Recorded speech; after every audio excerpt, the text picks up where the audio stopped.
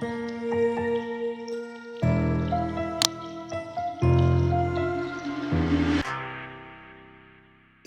Man.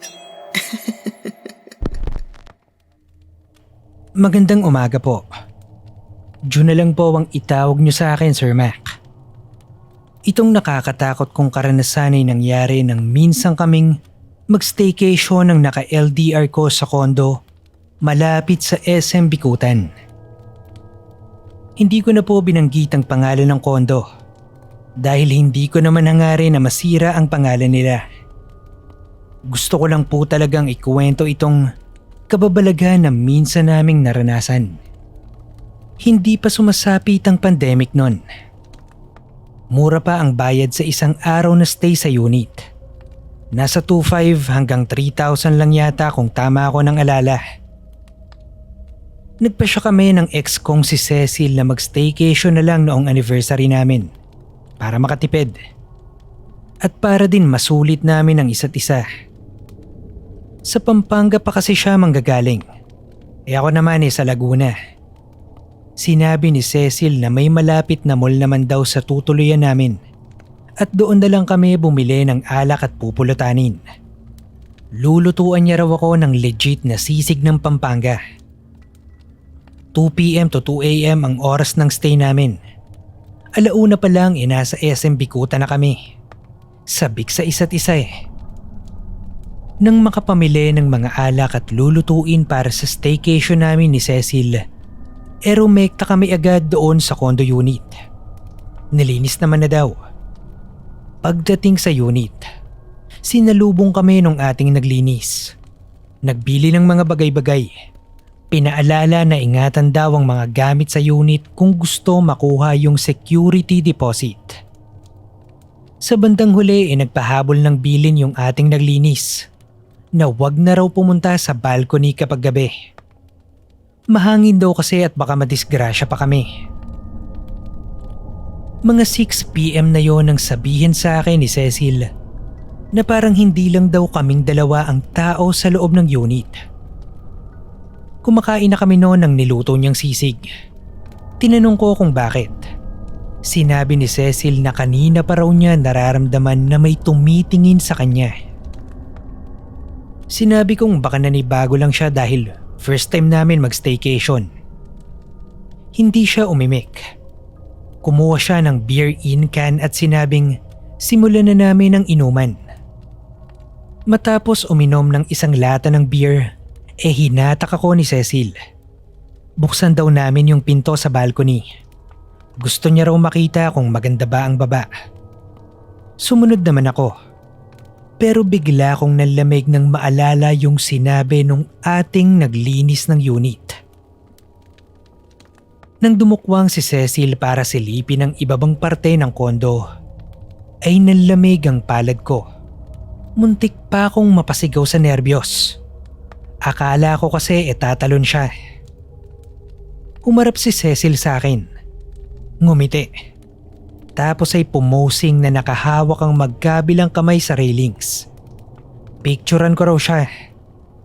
Pinaabanti ko si Cecil na mamawis pa rin kasi ng malamig ang palad ko. Ginawa niya naman. Nang maayos na ang posing niya at naibsa na ang nararamdaman kong kaba, ay binuksan ko ang camera ng cellphone. Itinutok ko sa nakaposing kong girlfriend.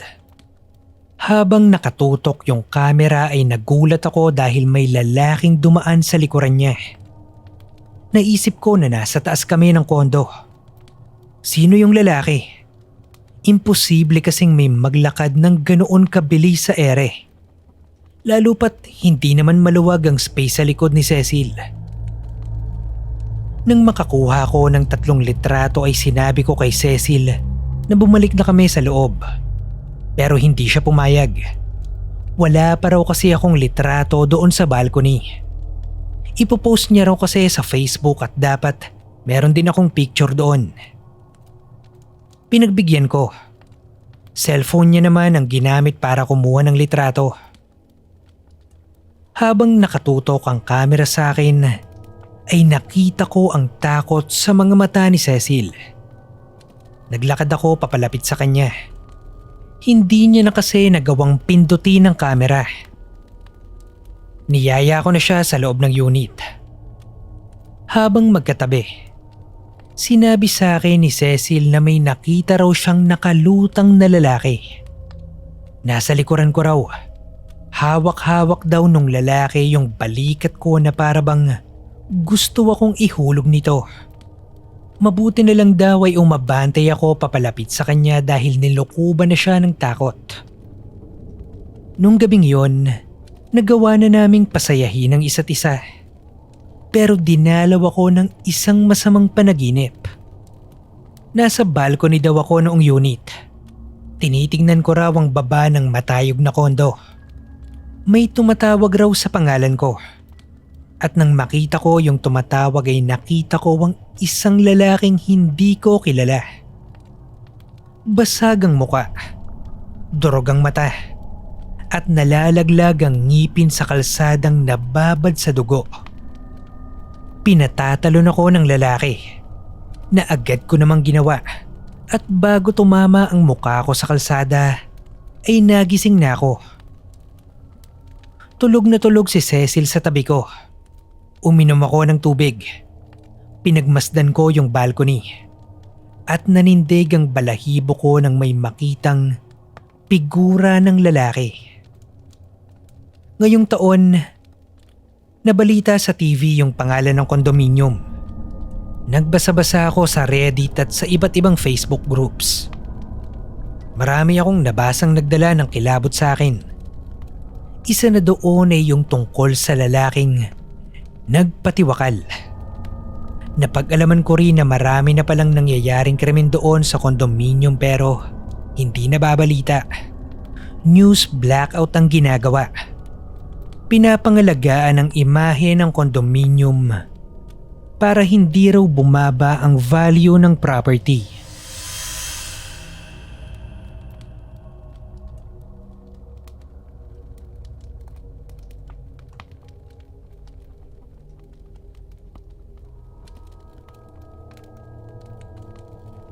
Hi Sir Mac. May ibabahagi po sana akong kwentong kababalaghan. Hindi po sa akin kundi sa ate Ana ko nang minsang manirahan sila ng asawa niya sa isa sa mga kondo sa Pasay. Kinuwento lang ito sa akin ng ate ko. Pero ilang beses niya na kasing naikwento kaya kabisado ko na. Operations manager sa isang call center ang asawa ni ate Ana. Night shift ito palagi kaya naman madalas maiwan si ate sa kondo ng mag-isa. 6 na buwan na raw ang pinagbubuntis noon ni ate nang magsimula siyang makaranas ng mga kababalaghan. Hindi na siya pumapasok noon sa trabaho. Early leave.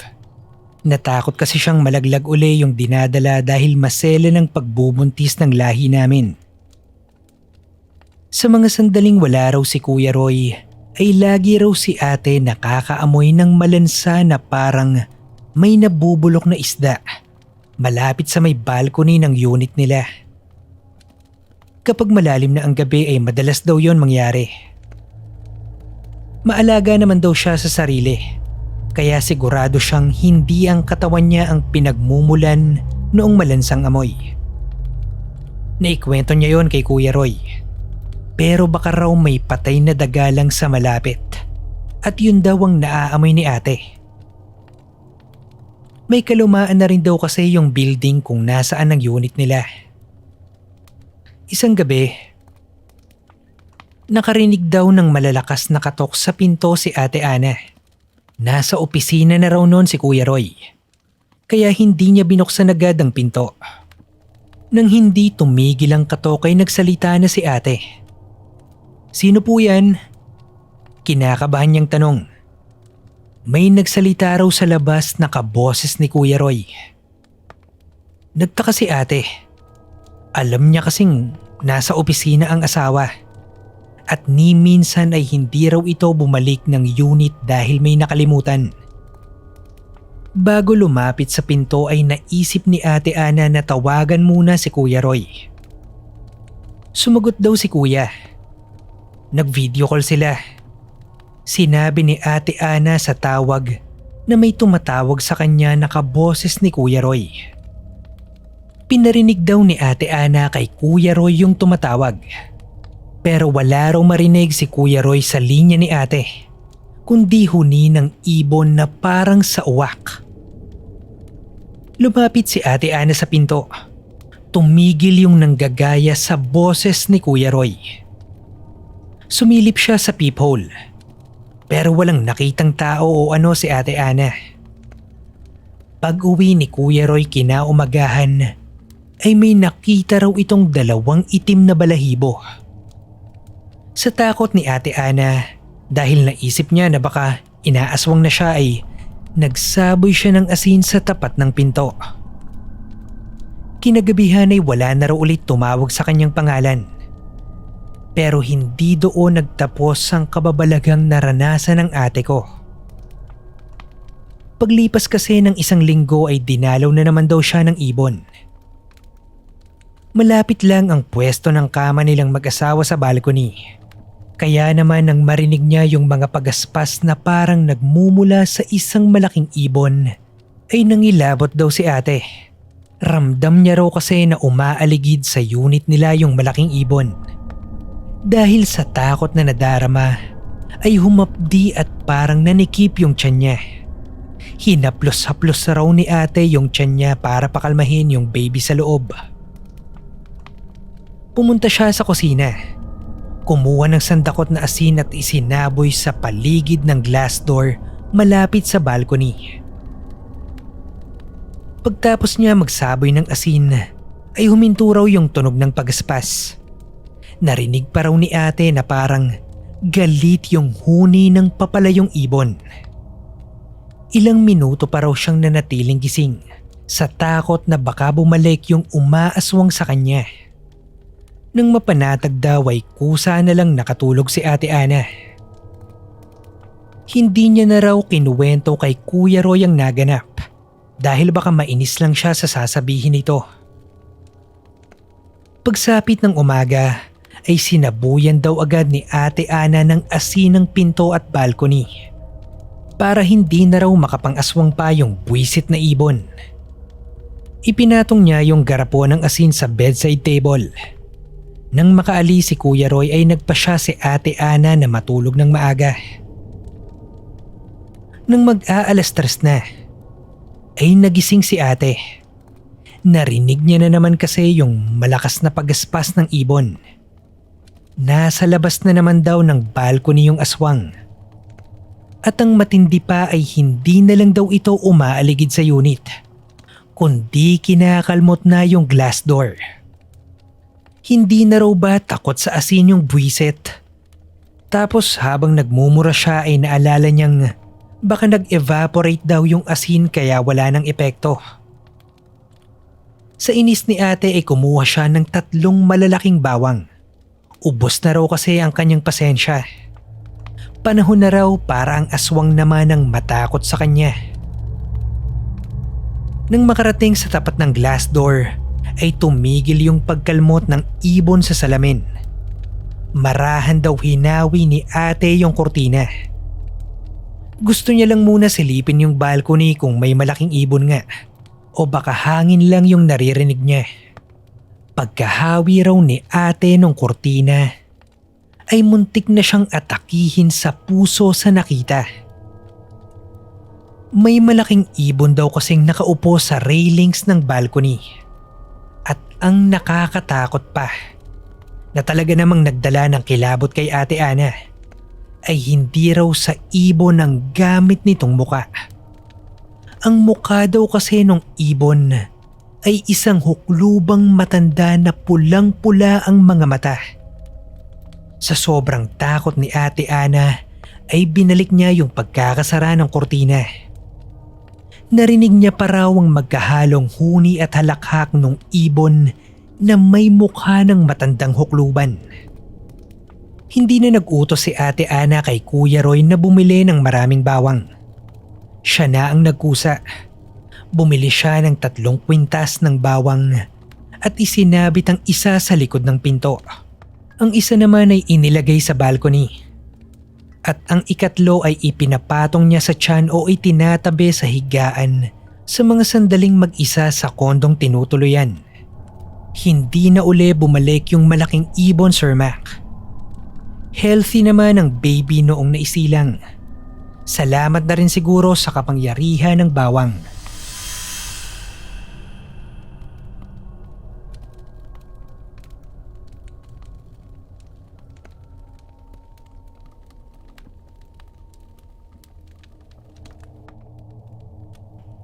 Share ko lang po itong experience ko sa isa sa mga condo unit na inupahan ko sa Quezon City.